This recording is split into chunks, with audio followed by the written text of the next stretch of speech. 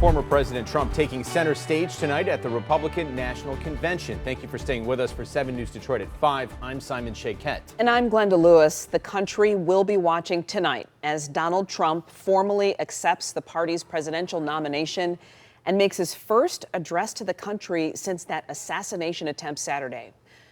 President Biden is recovering in Delaware, meanwhile, after being diagnosed with COVID.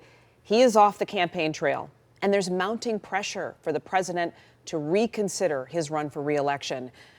With so many developments in the race for the White House, we are happy to have Scripps News Senior Political Director Andrew Rafferty join us live from the RNC in Milwaukee. Andrew, we appreciate you being with us this afternoon. Of course. Let's begin with former President Trump. Yeah, what can we expect in his first speech?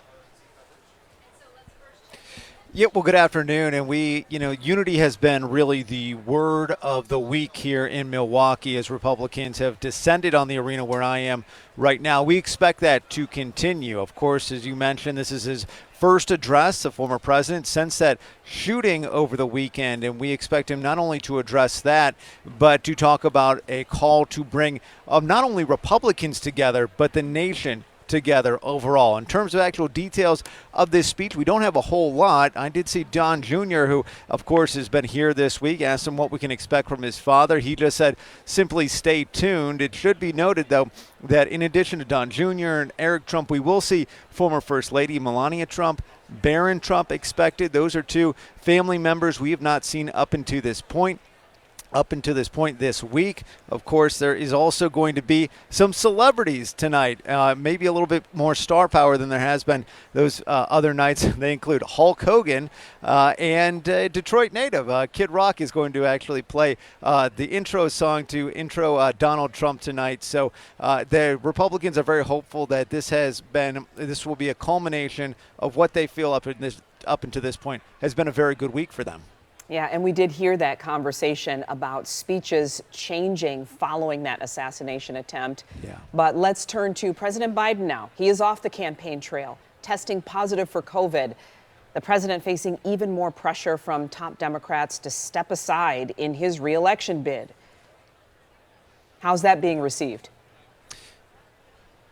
Yeah, you're right. And, all of our reporting up into this point at Scripps News says that Joe Biden at this point is still planning to continue on to his campaign. But you're absolutely right that we have seen, even over the past few hours here, increased pressure from Democrats to what they're saying publicly, reconsider or to think about ending this campaign. But the president, of course, having COVID is a major step back. The campaign of Joe Biden was really making an effort to be more public, doing interviews, being on the campaign trail.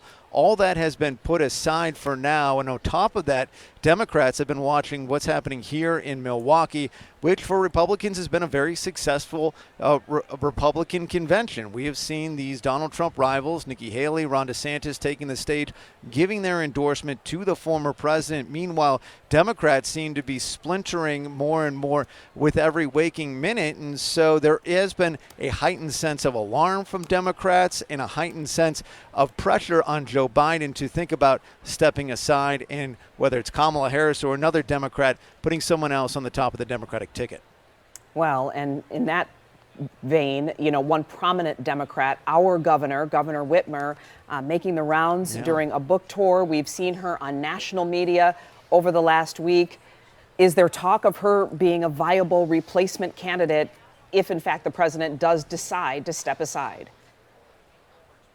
Yeah, absolutely. She's one of the top names that you hear come up time and time again. Right now, it's a little bit of a Democratic fantasy in some ways. There's a lot of Democrats in Washington, D.C., where I normally am based out of, who think somebody like a Governor Whitmer really has the political appeal to win a state like Michigan, also has the appeal to win places like Pennsylvania, where I am right now in Wisconsin. But most of the talk in terms of what a Joe Biden-less Democratic ticket would look like center on Kamala Harris. And that's why there's been a lot of stories and a lot of attention paid to polling around Kamala Harris, the vice president, how she would stack up in a race against Donald Trump. But if she were to be the top of the ticket, there would be some questions about who her vice president would be. And I'm sure Gretchen Whitmer's name, if she's not the top of the ticket, would be mentioned number 2. But publicly, she's been very clear. She's one of the President Biden's biggest backers, and of course being a key campaign chair and based in Michigan, that she is not interested, but that's not going to stop the speculation. Still a lot of speculation and question marks at this crucial stage of the game. We appreciate your time. Scripps News Senior Political Director Andrew Rafferty, live at the RNC in Milwaukee. Thank you for your insight. Thank you. And at Scripps News, reporting the headlines right down the middle matters. You can find Scripps News on your favorite streaming app or over the air on channel 31.5.